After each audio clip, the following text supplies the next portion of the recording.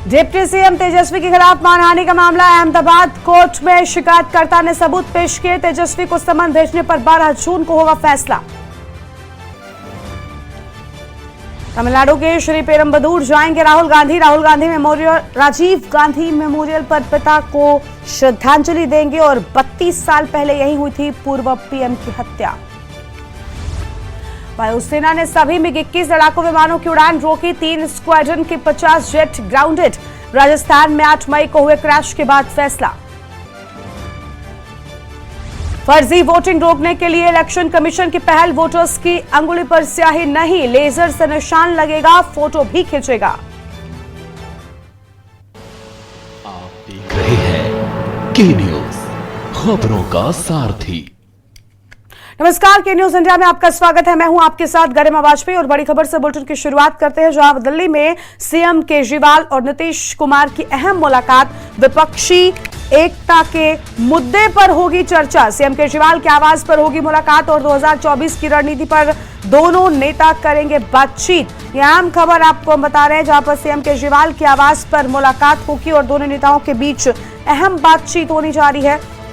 2024 की रणनीति पर दोनों नेताओं के बीच बातचीत होगी। अहम खबर आपको हम बता रहे हैं, जहां आपको बता दें कि आज दोनों बड़े नेताओं की मुलाकात और विपक्षी एकता के मुद्दे पर चर्चा होगी।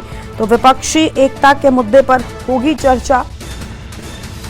सीएम केजरीवाल के आवास पर होगी मुलाकात। ये अहम खबर आपको हम बता दें, 2024 की रणनीति को लेकर दोनों के बीच होने वाली बातचीत को बेहद अहम माना जा रहा है।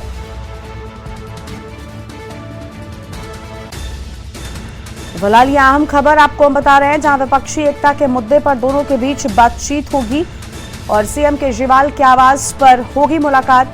तो ये अहम जानकारी आपको हम बता दें, जहां सीएम केजरीवाल के आवास पर मुलाकात होगी। 2024 की रणनीति पर दोनों नेता बातचीत करेंगे।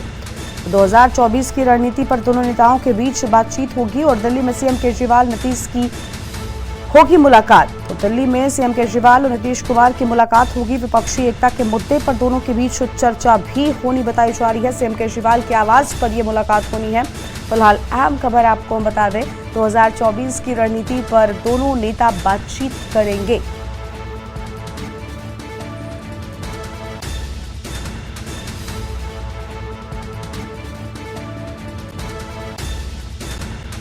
विपक्षी एकता के मुद्दे पर चर्चा होगी और सीएम केजरीवाल के आवास पर मुलाकात होगी।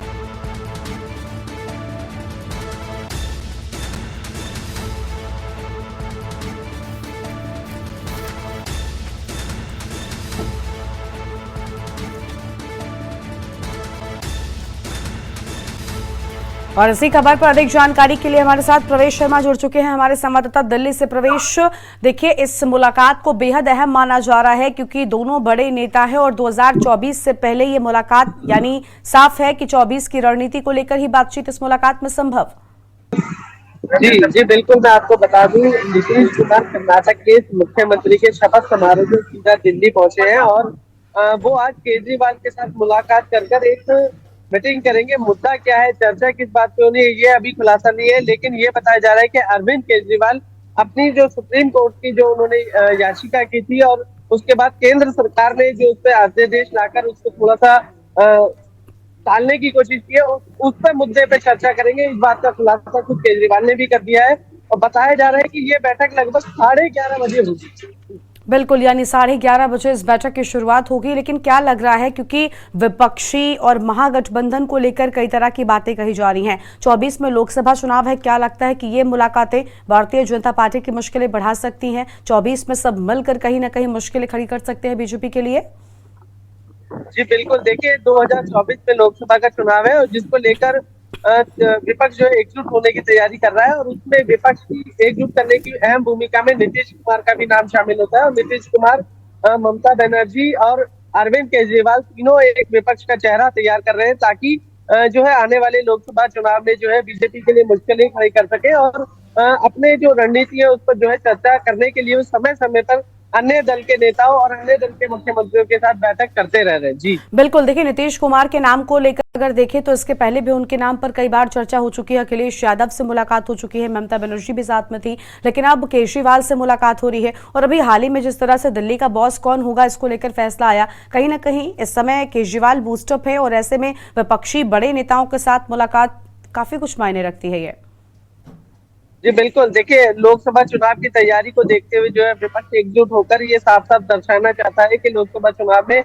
प्रधानमंत्री मोदी की मुश्किलें बढ़ानी है और उसके लिए विपक्ष जो है एकजुट हो चुका है। और मैं आपको बता दूं कि नीतीश कुमार की जो चर्चा है इस बात का खुलासा तो नहीं है, लेकिन कयास ये जरूर लगाए जा रहे हैं कि वो प्रधानमंत्री मोदी के लिए जो लोकसभा चुनाव है उसमें मुश्किलें खड़े करने के लिए आज प्रधानमंत्री मोदी के लिए मुश्किलें खड़े करने के लिए अरविंद केजरीवाल और नीतीश कुमार बैठक कर एक रणनीति तैयार करेंगे। और आने वाले समय में इस बात पर चर्चा जो होगी कि चुनाव की तैयारियां किस प्रकार की जाए और अन्य राज्यों के साथ खाली बात बिहार की और दिल्ली की ना कर अन्य राज्यों में भी विपक्ष का चेहरा जो है उसको एक खड़ा करने के लिए, इस पर सहमति जताने के लिए वो अहम भूमिका अदा करने वाले हैं। जी बिल्कुल, लेकिन प्रवेश देखिए बड़ी बात यह कि एक तरफ विपक्षी जो है वो एकता की बात कर रहे हैं, अलग अलग मुलाकातें हो रही हैं, लेकिन इसकी शुरुआत जो है इस विपक्ष के महागठबंधन अगर होता है तो उसकी शुरुआत ही कांग्रेस की जीत जब कर्नाटक में हुई उसके बाद से हमने देखा विपक्ष एक नजर आया था, लेकिन केजरीवाल ने उसमें सहभागिता अपनी नहीं दिखाई, केजरीवाल नहीं पहुंचे थे। लेकिन अब ये मुलाकात हो रही है, इसका मतलब क्या है?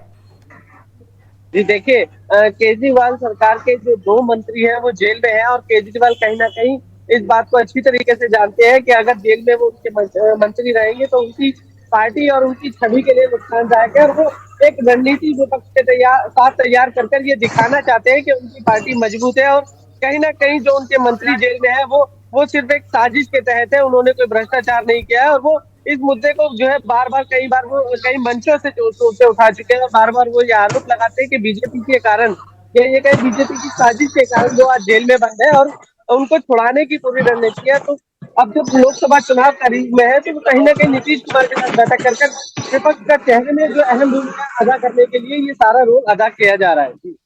बिल्कुल, बहुत शुक्रिया प्रवेश आपका अधिक जानकारी हमारे दर्शकों के साथ साझा करने के लिए। तो देखिए आम खबर आपको बता दें जहां पर सीएम केजरीवाल के आवास पर आज नीतीश कुमार मुलाकात करेंगे और इस मुलाकात के दौरान 2024 की रणनीति पर दोनों नेताओं के बीच बातचीत संभव बताई जा रही है। फिलहाल इस मुलाकात के कई मायने भी बताए जा रहे हैं। दिल्ली में सीएम केजरीवाल और नीतीश कुमार की अहम मुलाकात आज होने वाली है। और एक छोटे से ब्रेक के लिए यहाँ पर रुक रहे हैं, कहीं मच जाएगा फौरन हाजिर होंगे। आप देख रहे हैं के न्यूज, खबरों का सारथी। ब्रेक के बाद आप सभी का स्वागत है और अगली खबर का रुख करते हैं जहां पर गोरखपुर के दौरे पर मुख्यमंत्री योगी आदित्यनाथ दौरे के तीसरे दिन पूजा पाठ कर गौ सेवा भी की है और सीएम योगी ने जनता दरबार भी लगाया है। दूर दूर से आए पीड़ितों के सीएम ने समस्याओं को सुना और गोरखपुर के दौरे पर मुख्यमंत्री योगी आदित्यनाथ सीएम ने समस्याओं को दूर करने के निर्देश दिए और 400 लोगों से ज्यादा फरियादियों की फरियाद भी सुनी है और सीएम के साथ जिले के सारे आला अधिकारी भी मौजूद रहे। तो ये आम खबर आपको बता दें जहां पर दूर दूर से आए पीड़ितों के सीएम ने समस्याओं को सुना है और इस दौरान आला अधिकारी भी मौजूद रहे। गोरखपुर के दौरे पर मुख्यमंत्री योगी आदित्यनाथ हैं और सीएम ने समस्याओं को दूर करने के निर्देश भी दिए हैं। तो जनता दरबार में पहुंचे फरियादियों की फरियाद भी सुनते नजर आए हैं सीएम योगी आदित्यनाथ। 400 से ज्यादा फरियादियों की उन्होंने फरियाद सुनी है। ये अहम खबर आपको हम बता रहे हैं। सीएम के साथ जिले के सारे आला अधिकारी भी मौजूद रहे।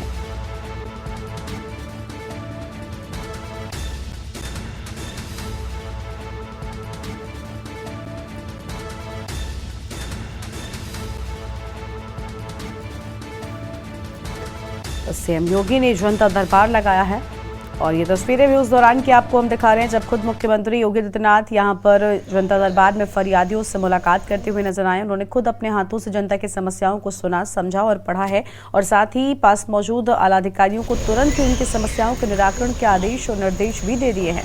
तो ये जनता दरबार की तस्वीरें आपकी टीवी स्क्रीन पर है जहाँ पर मुख्यमंत्री योगी आदित्यनाथ ने सभी की फरियाद को सुना और गोरखपुर के दौरे पर पहुंचे हुए हैं मुख्यमंत्री योगी आदित्यनाथ। ये तस्वीरें आप देख सकते हैं, मुख्यमंत्री एक एक कर सबकी फरियाद सुनते नजर आए हैं।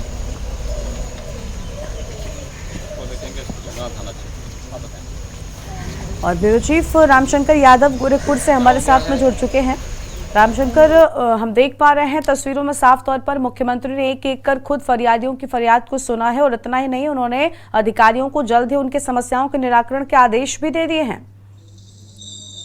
जी बिल्कुल, देखिए गरिमा जी, सबसे पहले आपको बता दें कि मुख्यमंत्री योगी आदित्यनाथ अपने 4 दिवसीय दौरे पर गोरखपुर हैं और गोरखनाथ मंदिर में हैं। चूंकि यहाँ पूजा पाठ का कार्यक्रम चल रहा है, श्रीमद् भागवत और लक्ष्मी नारायण की पूजा चल रही है, तो वो भी अपने देख रेख में कर रहे हैं। और लगातार ये तीसरा दिन जनता दरबार का रहा है, जिसमें तकरीबन डेली 400 से अधिक लोगों में प्रदेश के विभिन्न जिलों से आते हैं और अपनी फरियाद को मुख्यमंत्री योगी आदित्यनाथ के सामने रखते हैं। मुख्यमंत्री योगी आदित्यनाथ सारे फरियादों की बात सुनते हैं और संबंधित अधिकारी को तुरंत निर्देश देते हैं कि इस पर निराकरण किया जाए। मुख्यमंत्री का साफ तौर पे कहना है कि कोई भी फरियादी इससे वंचित ना रहे, जो भी तथ्य सही हो उस पर त्वरित कार्रवाई की जाए। आपको एक बात और बता दें कि गोरखनाथ मंदिर में श्रीमद् भागवत कथा, ज्ञान यज्ञ और लक्ष्मी नारायण महायज्ञ में भी आज योगी आदित्यनाथ शामिल होंगे, जिसका कल सूत्रों से माने तो समापन भी है और समापन के कार्यक्रम में भी हिस्सा लेंगे।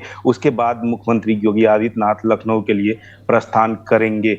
चूंकि ये जो कथा चल रही है, इसमें 9 देवी देवताओं के नवीन मंदिरों में विग्रह की प्राण प्रतिष्ठा भी आज करने वाले हैं मुख्यमंत्री योगी आदित्यनाथ। तो निश्चित तौर से इस श्रीमद् भागवत कथा और लक्ष्मी नारायण कथा को योगी आदित्यनाथ ने अपनी देख रेख में जो है संपन्न कराने की अनुष्ठान लिया था। तो निश्चित तौर से योगी आदित्यनाथ मंदिर में ही पिछले 3 दिनों से हैं। और सबसे बड़ी बात, जो जनता दरबार, चूंकि ऐसे कार्यक्रम के बाद भी मुख्यमंत्री योगी आदित्यनाथ जनता दरबार लगाते हैं और लोगों से मिलते हैं और लोगों के समस्या का निराकरण करते हैं, तो निश्चित तौर से ये बहुत बड़ी उपलब्धि है। और एक बात और बता दें कि चूंकि मेयर और पार्षदों का शपथ ग्रहण समारोह भी कल हो सकता है कि गोरखपुर में रखा जाए एनेक्सी भवन में, तो उसमें भी मुख्यमंत्री योगी आदित्यनाथ के शामिल होने की संभावना जताई जा रही है। जी बिल्कुल, यानी आगे क्या कुछ कार्यक्रम है वो भी हमने अपने दर्शकों को बताया है, लेकिन 3 दिन के दौरे पर पहुंचे हैं और फिलहाल आपने बताया कि देखिए अलग अलग लोगों से अभी वो मुलाकात कर सकते हैं। फिलहाल कुछ कार्यक्रम हो रहे हैं, उनमें भी शामिल होंगे।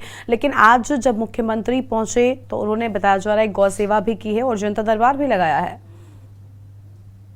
जी बिल्कुल, आपको बता दें कि मुख्यमंत्री जो है सबसे पहले जब सुबह उठते हैं तो वो अपने गुरु महंत दिग्विजयनाथ का आशीर्वाद लेते हैं और गोरखनाथ मंदिर में पूजा पाठ करते हैं। उसके बाद वो गौ सेवा भी करते हैं और अपने जो उनके एक पालतू उनके कालू भी हैं उसको भी प्यार दुलार करते हैं। उसके बाद जो है वो जनता दरबार में शामिल होते हैं। जनता दरबार में शामिल होने के बाद लोगों के समस्या को भी वो गंभीरता से सुनते हैं और संबंधित अधिकारी को, चूंकि देखिए प्रदेश के तमाम जिलों से फरियादी यहाँ पर आते हैं और मुख्यमंत्री तक अपनी बात को रखते हैं। तो मुख्यमंत्री योगी आदित्यनाथ ये भी कहना है कि जो जिस जिले से संबंधित यहाँ पर जो हमारे पास आते हैं लोग, उनको उस जिले के अधिकारी गंभीरता से लें और ज़्यादा से ज़्यादा उनके समस्या का निराकरण करने की कोशिश करें, ताकि हमारे पास लोगों के आने की संख्या कम हो। जी बिल्कुल, बहुत शुक्रिया आपका रामशंकर, हमारे साथ अधिक जानकारी साझा करने के लिए। तो ये आम खबर आपको बता दें, जहां पर गोरखपुर के दौरे पर पहुंचे हैं मुख्यमंत्री योगी आदित्यनाथ। और ये आम खबर आपको बता रहे हैं, मुख्यमंत्री योगी आदित्यनाथ ने यहाँ पर लोगों की समस्याओं को भी सुना है और जनता दरबार में पहुंचे फरियादियों से बातचीत कर उनकी समस्याओं को सुनने के बाद अधिकारियों को तुरंत ही निराकरण के आदेश भी दे दिए हैं। तो ये तस्वीरें आपको हम जनता दरबार के दिखा रहे हैं। जब गोरखपुर में मुख्यमंत्री का जनता दरबार लगा, उस दौरान फरियादियों की बड़ी संख्या यहाँ पर दिखाई दी, लेकिन खुद मुख्यमंत्री ने यहाँ पर सभी फरियादियों की बात को सुना है और दौरे के तीसरे दिन पूजा पाठ कर उन्होंने गौ सेवा भी की है। सीएम योगी ने जनता दरबार लगाया है और गोरखपुर के दौरे पर है मुख्यमंत्री योगी आदित्यनाथ। तो गोरखपुर के दौरे पर मुख्यमंत्री योगी आदित्यनाथ और ये तस्वीरें आपको हम दिखा रहे हैं, गोरखपुर के दौरे पर पहुंचे हैं। यहाँ पर जनता दरबार भी लगाया है मुख्यमंत्री योगी आदित्यनाथ ने और सभी की समस्याओं को भी सुना है। 400 लोगों से ज्यादा फरियादियों की फरियाद सुनी है सीएम योगी आदित्यनाथ ने। सीएम के साथ जिले के सारे आला अधिकारी भी मौजूद रहे हैं।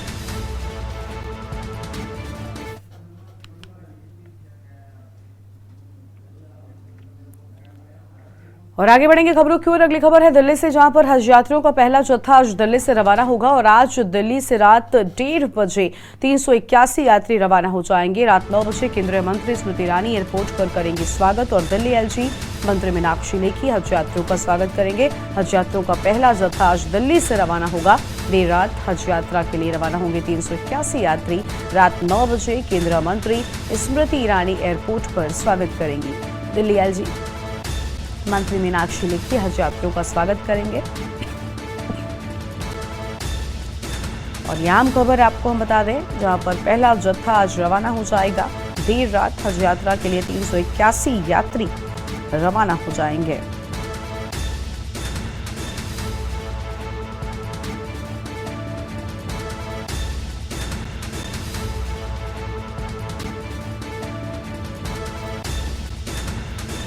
दिल्ली से खबर, हज यात्रियों का पहला जत्था आज रवाना होगा। और प्रवेश शर्मा हमारे साथ में जुड़ चुके हैं, दिल्ली से हमारे संवाददाता हैं। प्रवेश, आज हज यात्रियों का पहला जत्था रवाना हो रहा है, बताया जा रहा है स्वागत करने के लिए खुद मंत्री स्मृति ईरानी यहाँ पर पहुंच रही हैं। जी बिल्कुल, इसमें कोई दो राय नहीं है कि स्मृति ईरानी के साथ साथ दिल्ली के एलजी भी पहुंच रहे हैं और उसके अलावा दिल्ली के सांसद मीनाक्षी लेखी भी रहेंगे और कई अन्य बीजेपी के जो बड़े नेता हैं वो भी आज जो है वहां पर पहुंच रहे हैं। और बताया जा रहा है कि रात को 9 बजे के आसपास जो है ये जत्था रवाना किया जाएगा। और काफी दिनों से जो है ये मुस्लिम समाज को इस बात का रहता है बेसब्री से कि वो हज यात्रा के लिए जाए और अपनी जो है हज यात्रा के लिए पूरी जो है फॉर्मेलिटी जो है उसके लिए वो कई महीनों पहले ही जो है तैयारी शुरू कर देते हैं। और आज बड़े ही हर्ष और जोश के साथ जो है ये जत्था जो है लगभग 300 यात्री के आसपास जो है बताए जा रहे हैं, जो आज पहला जत्था में रवाना होंगे और इसको हरी झंडी बताया जा रहा है, हो सकता है स्मृति ईरानी दे। जी बिल्कुल, लेकिन क्या यात्रियों में भी काफी उत्साह देखने को मिल रहा है, क्योंकि 381 यात्री जा रहे हैं और पहला ये जत्था है, तो इन लोगों में कितना उत्साह देखने को मिल रहा है? जी बिल्कुल, मैंने पहले ही मुस्लिम समाज में जो है हज यात्रा को लेकर काफी जोश रहता है और काफी दिनों पहले की तैयारियां शुरू हो जाती है और काफी दिनों पहले से जो है इसकी फॉर्मेलिटी भी पूरी की जाती है, क्योंकि जाने से पहले एक पूरा जो है एक आधार कार्ड के साथ पूरा डिटेल भरी जाती है, जिसमें ये जानकारी दी जाती है कि कौन यात्री किस राज्य से है और कहाँ से और कितनी स्वास्थ्य है, सारी उनकी जानकारी के साथ एक जो है फॉर्म फॉर्मेलिटी पूरी होने के बाद ये जत्था तैयार किया जाता है। और उसके बाद इस जत्थे को जो है हर साल की तरह रवाना किया जा रहा है और रवाना होने के साथ साथ जो है इसकी जो खुशी होती है वो अपनी चरम सीमा पे होती है, क्योंकि काफी, मैं आपको बता दूं, काफी लोगों को इस बात का इंतजार रहता है कि वो हज यात्रा के लिए जाएं और उनकी जिंदगी का उद्देश्य भी जो है माना जाता है। जी बिल्कुल प्रवेश, लेकिन जो यात्री हज यात्रा पर जाते हैं इससे पहले एक लंबी प्रक्रिया होती है। क्या ये सारे जो यात्री हैं इस प्रक्रिया से गुजर चुके हैं? क्योंकि काफी सख्त प्रोसेस होता है, इसमें मेडिकल भी होता है, सभी का स्वस्थ होना जरूरी होता है। क्या सारी प्रक्रिया पूरी की जा चुकी है? जी बिल्कुल, जो पहला जत्था जा रहा है लगभग 380 के आसपास जो यात्री है उन सबकी जो है पूरा चेकअप हो चुका है, पूरी डिटेल ली जा चुकी है और पूरी जानकारी के बाद उनको इस योग्य बनाया गया है कि वो इस जत्थे में रवाना होकर जो है हज यात्रा के लिए सऊदी अरब के लिए जा सकते हैं। और उससे पहले जो उनकी जांच होती है, चाहे मैं आपको कहूँ वो मेडिकल जांच हो या उनकी उम्र हो या कोई ऐसी बीमारी हो जिससे उनको कोई प्रॉब्लम हो सकती है, तो इस तरीके की जांच करके पहले यात्री को छांट दिया जाता है, उनको अलग कर दिया जाता है और उनको अगर वो इस योग्य नहीं है कि वो इस यात्रा को कर सके तो उनको पहले ही रोक दिया जाता है। और उसके बाद जो है थोड़ा बहुत लोगों को आगे किया जाता है। जब एक जत्था तैयार हो जाता है, लगभग एक, देखिए जो भी यात्रा है उसके लिए एक जत्था तैयार किया जाता है, उसमें कम से कम इतने लोगों की संख्या है जो उनको क्रॉस करके उस पूरी जांच को जो है जांच पूरा आगे करने के बाद जब वहां पर पहुंचे तो उनको आज रवाना किया जाता है। और हर साल की तरह ये एक प्रक्रिया है और इसमें जब तक कोई जांच प्रक्रिया में पूर्ण रूप से नहीं होता तो उसको हज यात्रा से जाने से रोक दिया जाता है। जी बिल्कुल, बहुत शुक्रिया आपका प्रवेश, अधिक जानकारी हमारे दर्शकों के साथ साझा करने के लिए। तो यह अहम खबर आपको हम बता दें, जहां पर हज यात्रियों का पहला जत्था आज दिल्ली से रवाना होगा और देर रात हज यात्रा के लिए 381 यात्री रवाना हो जाएंगे। काफी जोश देखने को मिल रहा है इन यात्रियों में। वहीं दूसरी ओर रात 9 बजे केंद्रीय मंत्री स्मृति ईरानी एयरपोर्ट पर स्वागत करेंगी। तो रात 9 बजे स्वागत करेंगे और दिल्ली एलजी मीनाक्षी लेखी हज यात्रियों का स्वागत करेंगे। तो ये सभी लोग यहाँ पर पहुंचेंगे। दिल्ली से खबर, हज यात्रियों का पहला जत्था आज दिल्ली से रवाना हो जाएगा। ये आम खबर आपको हम बता रहे हैं। आज दिल्ली से रात 1:30 बजे 381 यात्री रवाना हो जाएंगे। तो फिलहाल ये अहम खबर आपको हम बता दें, जहां पर रात 9 बजे केंद्रीय मंत्री स्मृति ईरानी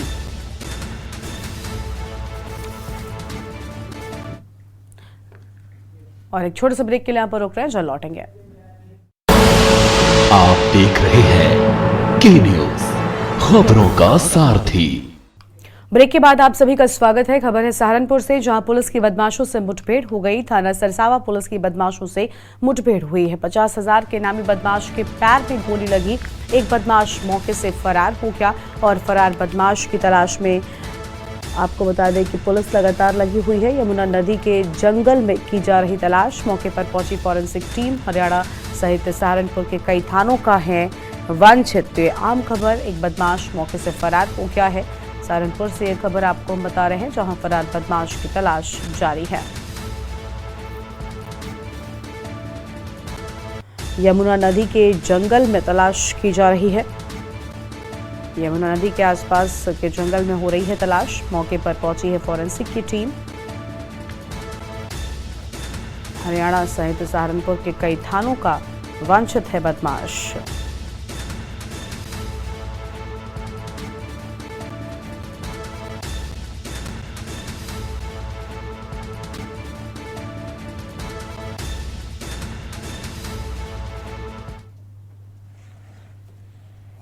सरसावा में सुबह पुलिस चेकिंग के दौरान 2 बदमाशों ने पुलिस पार्टी के रोकने पर पुलिस पार्टी पर फायर किया।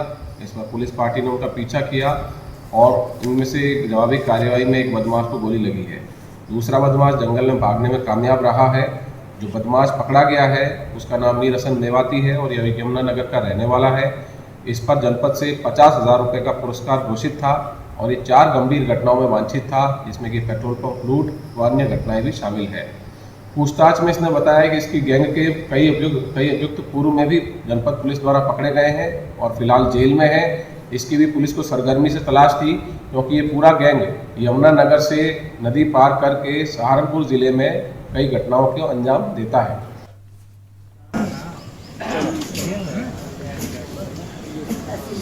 हमारे संवाददाता प्रशांत त्यागी जुड़ चुके हैं। प्रशांत, लगातार बदमाश की तलाश जारी है, क्या अब तक कोई सुराग मिल सका है?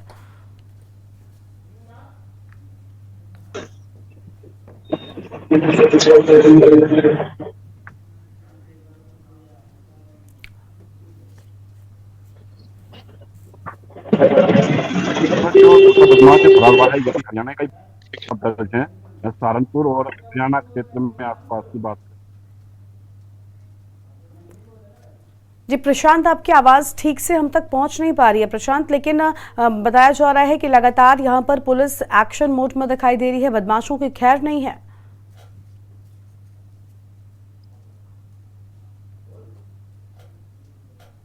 विपिन टाड़ा के नेतृत्व में लगातार पुलिस अपराधियों पर खैर बनकर टूटी है।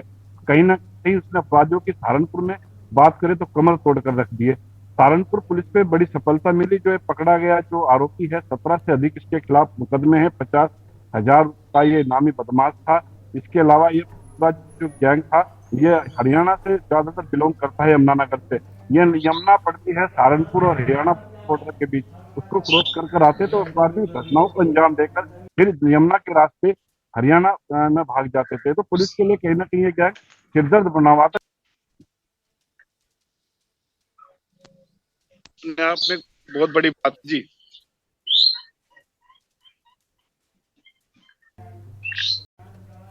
अब बिल्कुल प्रशांत, देखिए लगातार पुलिस एक्शन मोड में दिखाई दे रही है, ये हम देख पा रहे हैं। लेकिन हम ये भी जानना चाहते हैं कि जो पुलिस है वो लगातार बदमाशों की तलाश भी कर रही है। एक बदमाश के पैर में गोली भी लगी है। क्या उससे पूछताछ में कुछ राज खुले हैं? क्या कोई अहम जानकारी सामने आई है? जी बिल्कुल, जो सहारनपुर एसएसपी है उनके मुताबिक बात करें तो जो पकड़ा गया बदमाश है अभी सहारनपुर के एक चिलकाना में पेट्रोल पंप पर लूट हुई थी, उसमें शामिल था। इसके अलावा कई घटनाओं में ये यहाँ पर शामिल बताया जा रहा है और लगातार इसके पीछे पुलिस लगातार पड़ी हुई है और अन्य भी जो चोरी और लूट की घटना ये कबूलता नजर आ रहा है। जी बिल्कुल बहुत शुक्रिया आपका प्रशांत। अधिक जानकारी हमारे दर्शकों के साथ साझा करने के लिए। तो 50,000 के इनामी बदमाश के पैर में बताया जा रहा है गोली लगी है, तो वहीं एक बदमाश मौके से फरार हो गया है और फरार बदमाश की तलाश जारी है। तो ये अहम खबर आपको हम बता दें, जहां फरार बदमाश की तलाश जारी है और यमुना नदी के जंगल में तलाश की जा रही है और मौके पर पहुंची है फॉरेंसिक की टीम।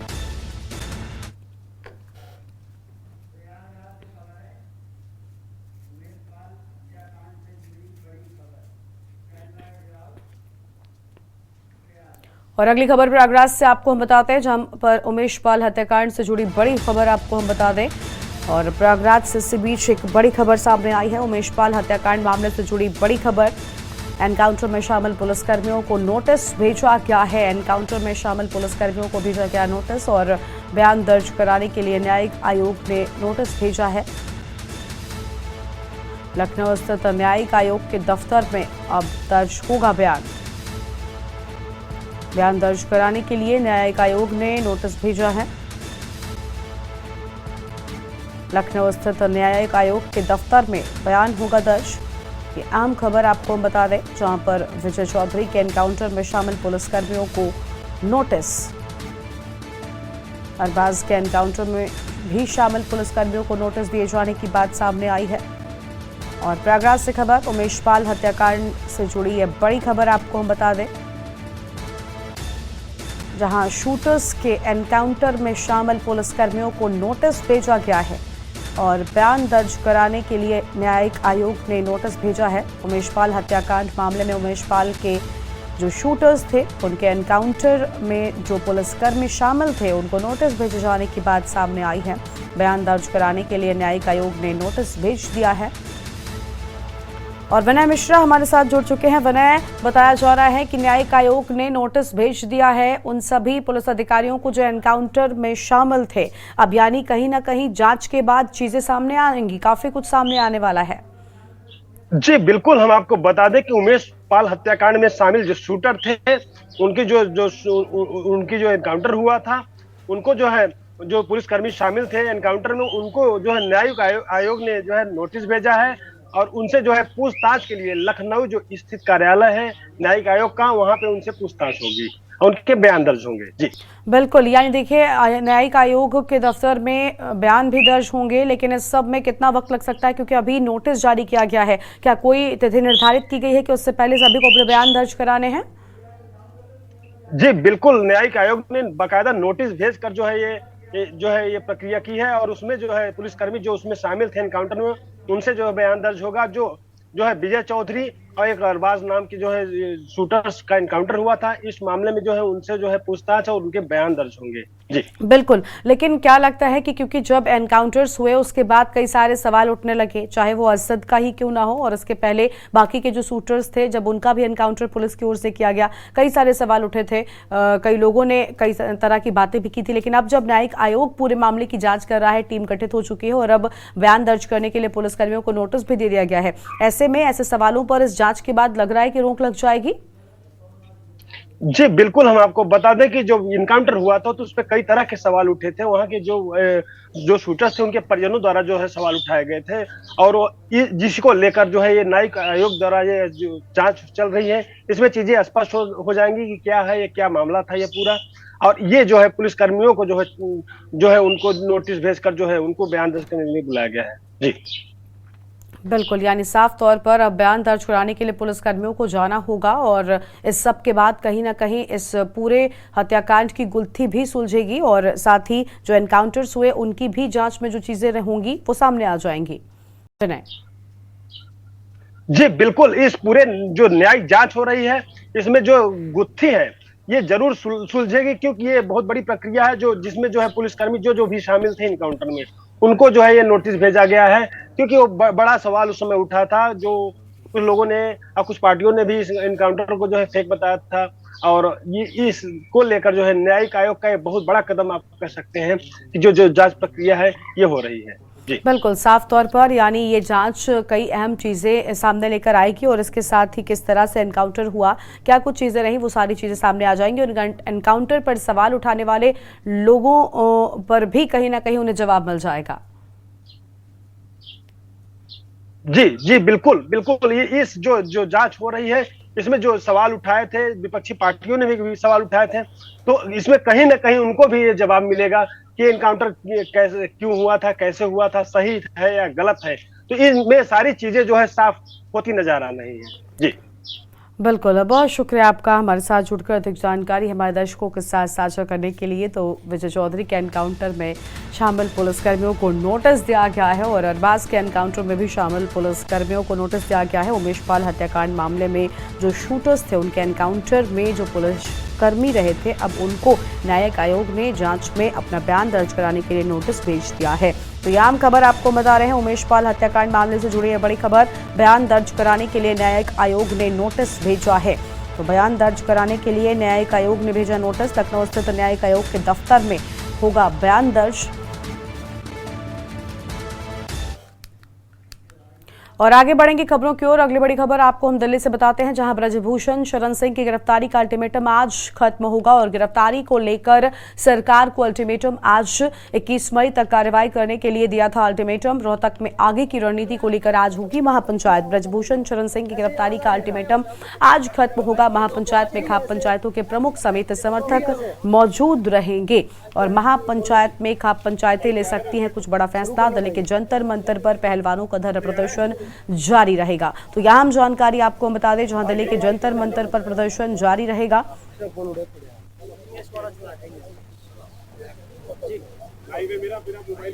और यह अहम खबर आपको हम बता रहे हैं, जहां पर प्रदर्शन जारी रहेगा।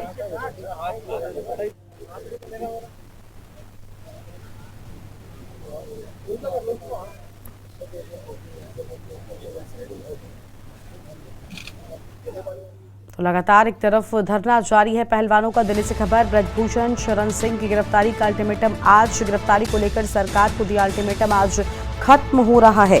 तो गिरफ्तारी को लेकर जो सरकार को अल्टीमेटम दिया गया था वो आज खत्म हो रहा है और 21 मई तक कार्रवाई करने के लिए अल्टीमेटम दिया गया था। यह आम खबर आपको बता दें, जहां रोहतक में आगे की रणनीति को लेकर आज महापंचायत भी होगी। तो रोहतक में आगे की रणनीति को लेकर आज महापंचायत होगी।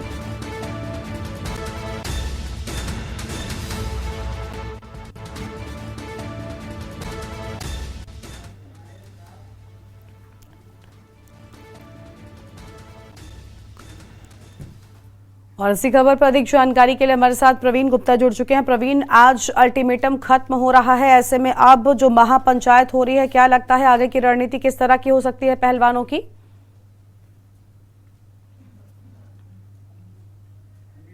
प्रवीण अनम्यूट करें, उसके बाद अपनी बात पूरी करें। जी आवाज आ रही है मैम? जी बोलिए। जी मैं आपको बता दूं, जिस तरीके से आज पहलवानों को बैठे हुए 28 दिन पूरे हो चुके हैं और उसी के साथ साथ सभी लोगों का समर्थन भी इनको मिलता जा रहा है, चाहे वो आम आदमी पार्टी हो, चाहे कांग्रेस पार्टी हो, चाहे किसान मोर्चा हो। तो आज इन्होंने लास्ट तारीख दी थी 21 तारीख को हमारा लास्ट रहेगा। अगर 21 तारीख तक हमारे पास में किसी भी तरीके की सरकार से कोई भी चीज अगर मुहैया नहीं कराई जाती है या हमारी बातों को नहीं माना जाता है तो हम इस धरने को कंटिन्यू करेंगे। लेकिन जंतर मंतर को छोड़ के हम नई दिल्ली रामलीला मैदान की तरफ रुख करेंगे। और अगर ऐसा नहीं होता है, अभी शाम तक का वक्त बाकी है। मैं बता दूं आपको, किसान मोर्चा के बहुत सारे लोग यहाँ पे अभी इस वक्त मौजूद हैं और क्या कहते हैं, कांग्रेस के लोगों का भी आना जाना शुरू हो गया है। लेकिन कहीं ना कहीं एक बड़ा सवाल ये खड़ा होता है कि सरकार आखिर इनकी मांगे सुन क्यों नहीं रही है 28 दिन पूरे होने के बावजूद भी। उसी के समर्थन में कांग्रेस के लोग और आम आदमी पार्टी के लोग और किसान मोर्चा, कांग्रेस और आम आदमी के पार्टी के जो लोग हैं वो तो कम दिखाई दे रहे हैं, लेकिन किसान मोर्चे के जो लोग हैं वो जगह जगह दिखाई दे रहे हैं। और पूरी तरीके से, मतलब अभी थोड़ी बहुत देर में यहाँ पे राकेश टिकैत भी पहुंचने वाले हैं। उसके बाद में इन लोगों की महापंचायत होगी और पंचायत में निकल के फैसला सामने आएगा कि आगे ये धरने को कंटिन्यू किस तरीके से करना है।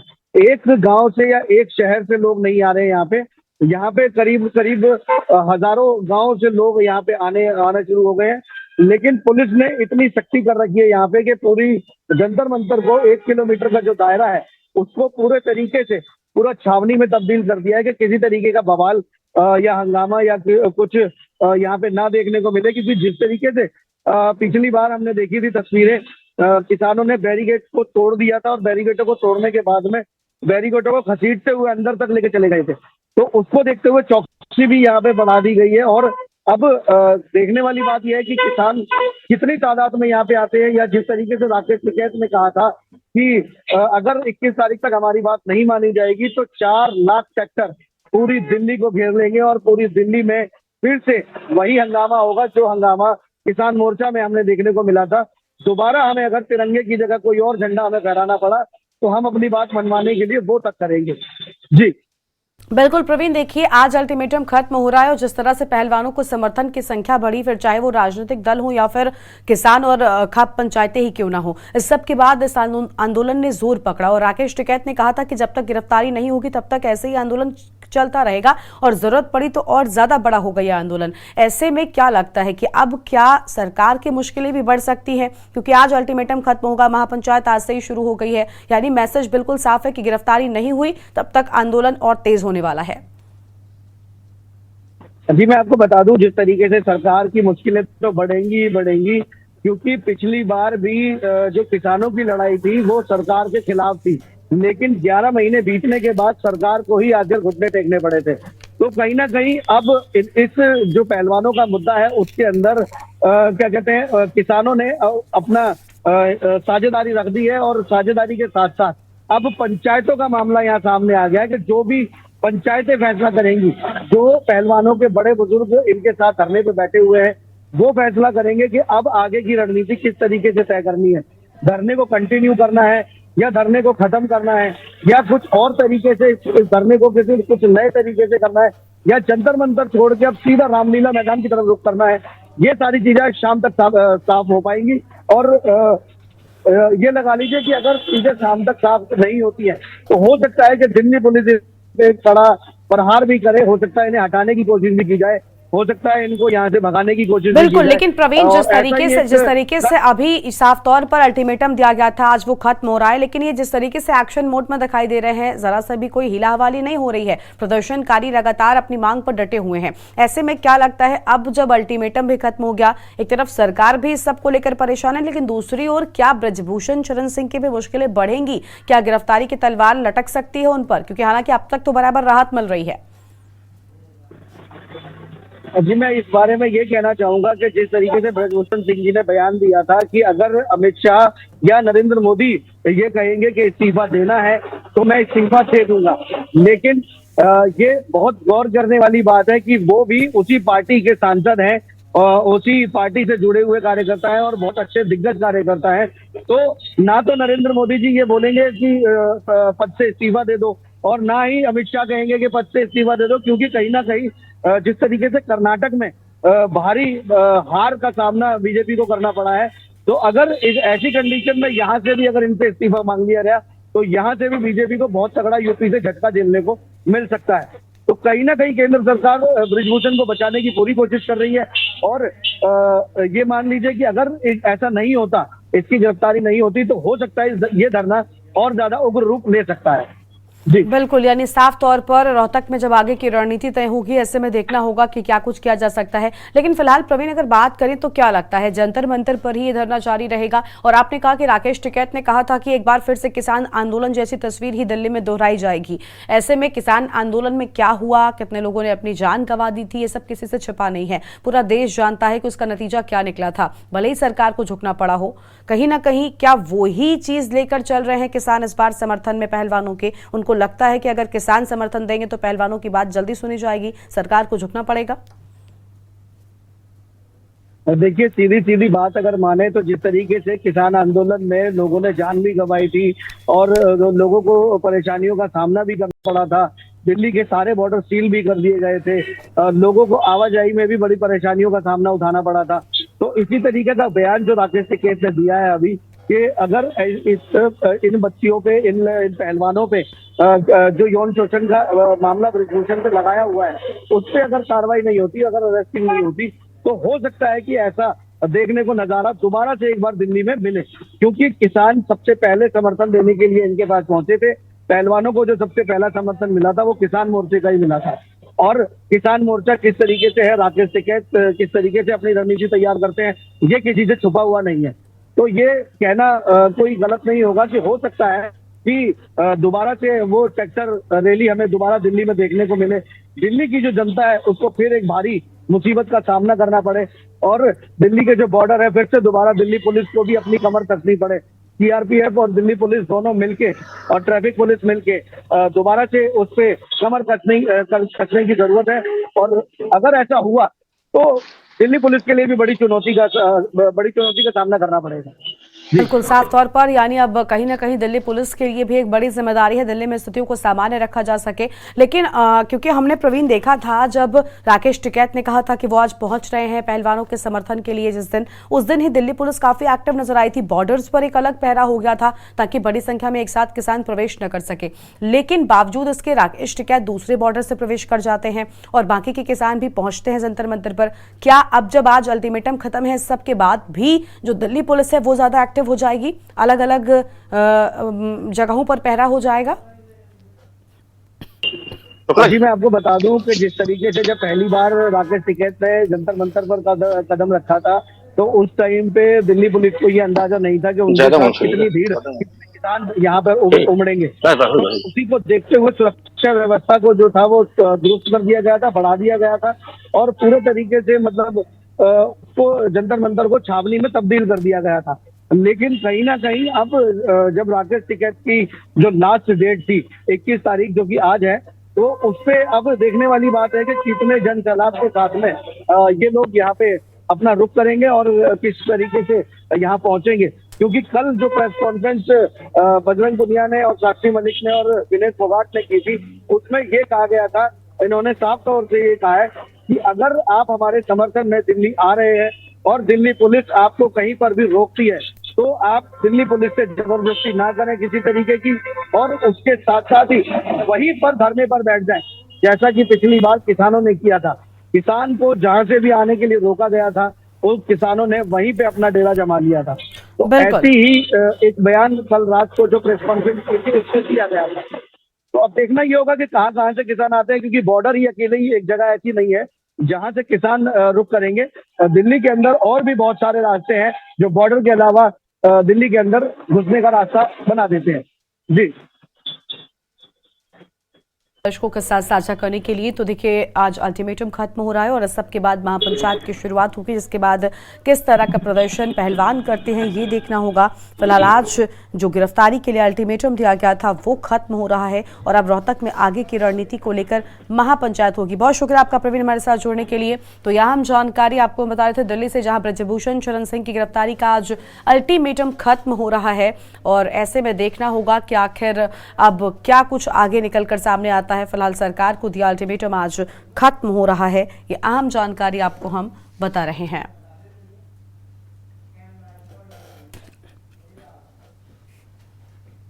और अगली खबर बांदा से, जहां पर अंसारी पर पुलिस ने मुकदमा दर्ज कर जांच शुरू कर दी है। अंसारी के आईडी प्रूफ प्रपत्रों में मिली है भिन्नता और डीएम एसपी के जेल निरीक्षण के दौरान भिन्नता मिली। कोतवाल सीपी तिवारी कर रहे पूरे मामले की जांच। अंसारी पर पुलिस ने मुकदमा दर्ज कर जांच शुरू कर दी है। दस्तावेजों पर हेराफेरी की हुई पुष्टि। अंसारी के खिलाफ धारा 420, 467 और 471 के तहत केस दर्ज हुआ है।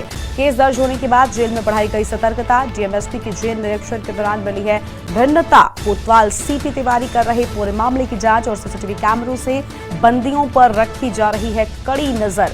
मंडल कारागार बांदा का यह पूरा मामला है जहां दस्तावेजों पर हेराफेरी की पुष्टि हुई है और अंसारी के खिलाफ धारा 420, 467, 471 के तहत केस दर्ज किया गया है। पंकज त्रिपाठी हमारे साथ जुड़ चुके हैं। पंकज, केस दर्ज होने के बाद अब जेल में सतर्कता बढ़ा दी गई है, कहा जा रहा है कि पैनी नजर रखी जा रही है इन सभी बंदियों पर। जी मैं आपको बता दूं कि मैं इस समय बांदा मंडल कारागार में ही खड़ा हूं। मैं आपको दिखा दूं, जस्ट बांदा मंडल कारागार के ठीक सामने गेट पे खड़ा हूं। जो मुख्तार अंसारी 5 बार विधायक रह चुका, मऊ निर्वाचन क्षेत्र से 5 बार विधायक रहने के बाद अप्रैल 2021 से इस बांदा मंडल कारागार में बंद है, जबकि बार बार डीएमएसपी के औचक निरीक्षण किए जाते हैं। औचक निरीक्षण के बाद भी कहीं न कहीं प्रपत्रों में गड़बड़ी पाई जाती है। उसको लेकर मुकदमा मुख्तार अंसारी के ऊपर दर्ज किया गया है। जी बिल्कुल साफ तौर पर, लेकिन क्या लगता है, एक तरफ जहां सरकार माफियाओं की कमर तोड़ने का लगातार काम कर रही है, पूरी तरीके से उन पर नजर बनाए हुए, और ऐसे में ये एक और एक्शन सरकार की ओर से माफिया मुख्तार की मुश्किलें बढ़ा सकता है। जी मैं बिल्कुल आपको बता दूं कि मुख्तार अंसारी की मुश्किलें बिल्कुल बढ़ती हुई नजर आ रही हैं। जैसा कि आप देख पा रहे हैं कि सुरक्षा व्यवस्था कितनी तगड़ी हो चुकी है, फिर भी सुरक्षा व्यवस्था के बाद आप देख लीजिए कि प्रपत्रों में हर बार गड़बड़ी पाई जाती है। तो कहीं ना कहीं मुख्तार अंसारी की मुश्किलें बढ़ती हुई नजर आ रही है। जी बिल्कुल साफ तौर पर यानी जेल के अंदर भी सुरक्षा बढ़ा दी गई है। और हेरा फेरी को लेकर जो बात सामने आई थी, क्या लगता है पंकज कि अब जब इन पूरे मामलों में जांच होगी तो कई जेल के कर्मी भी इसमें मिले पाए जाते हैं, उन पर भी गाज गिर सकती है? जी मैं आपको बता दूं कि एक चीज और बता दूं कि अभी देर शाम कल जब मुकदमा मुख्तार अंसारी के ऊपर लिखा गया तो 4 धाराओं में लिखा गया, 420, 470, 468, 471, एक धारा और बढ़ा दी गई और अज्ञात लोग भी उसमें शामिल किए गए। अब अज्ञात में कौन आते हैं ये देखने वाली बात होगी कि आखिरकार इसके बाद कौन कौन लोग सामने आते हैं। जी बिल्कुल, यानी साफ तौर पर हम देख पा रहे हैं कि डीएमएसपी के जेल निरीक्षण के दौरान जब भिन्नता मिले इसके बाद ये बड़ा एक्शन लिया गया है और आईडी प्रूफ प्रपत्रों की भी अब जांच होगी। क्या लग रहा है मुख्तार की मुश्किलें बहुत ज्यादा बढ़ने वाली है, क्योंकि इसके पहले ही कई सारे केसों में वो लगातार अलग अलग जगहों पर अर्जी दे चुका है, कई अलग अलग तरह की बातें सामने आई हैं, लेकिन अब जब नए और मामले दर्ज हो रहे हैं ऐसे में मुश्किलें बहुत ज्यादा बढ़ने वाली हैं।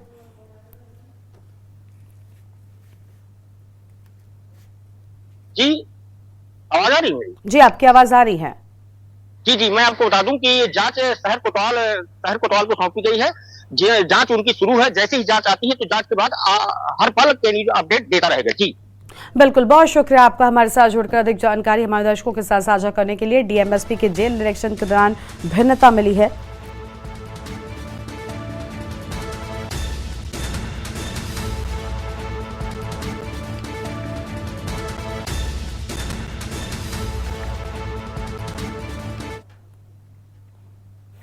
और अगली खबर दिल्ली से, जहां पर युवक की चाकू घोंपकर निर्मम हत्या कर दी गई। मामूली से विवाद ने तूल पकड़ा। राजपाट के अंतर्गत मंगोलपुर इलाके की यह घटना है। मौके पर पहुंचे पुलिस पूरे मामले की जांच में जुटी हुई है। मामूली से विवाद ने तूल पकड़ा है।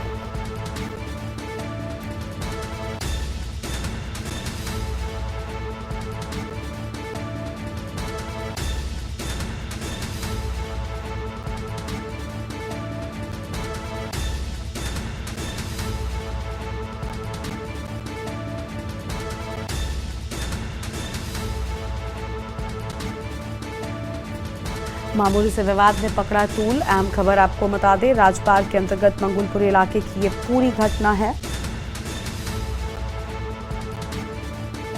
और मौके पर पहुंची पुलिस पूरे मामले की जांच में जुटी हुई है।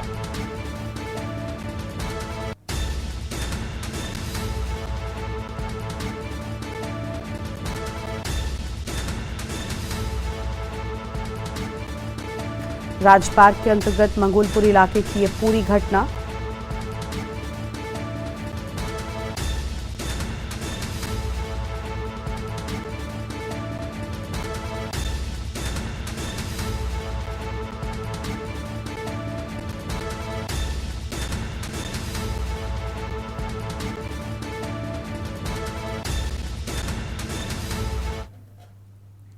और इस बुलेटिन में फिलहाल इतना ही। आप देखते रहिए के न्यूज़ इंडिया। नमस्कार।